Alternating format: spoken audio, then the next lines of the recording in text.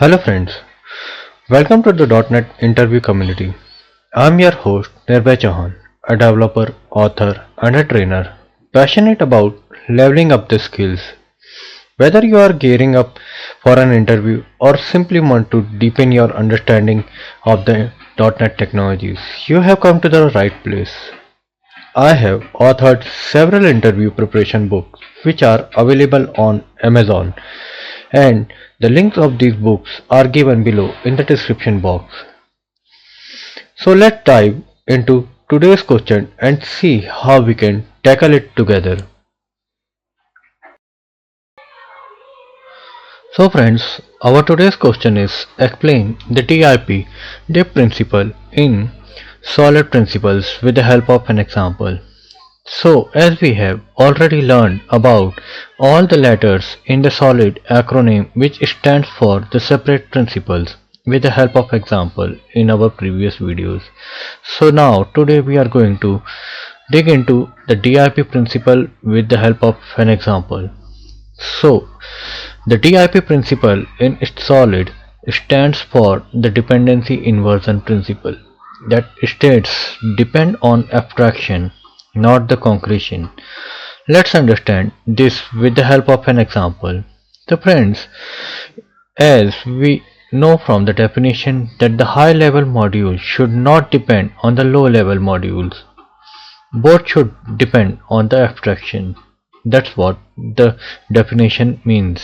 Now, for an example, let's say over here we have a class that is email sender, and it has a function send email where we have few of the parameters like to, subjects and body, and then it does the email sending functionality with the function.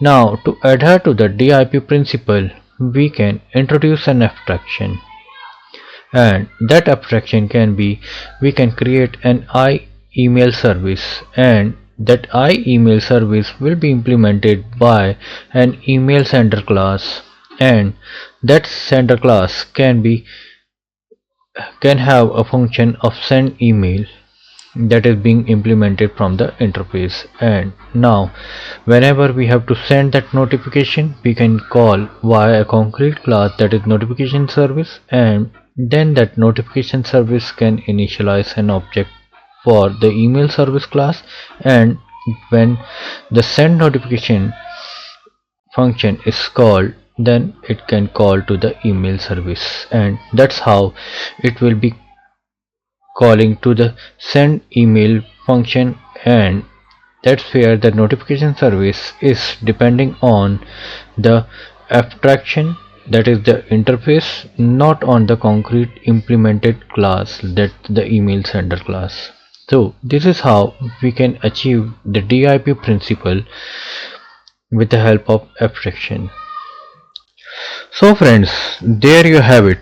I hope you have gained some valuable insight from this video.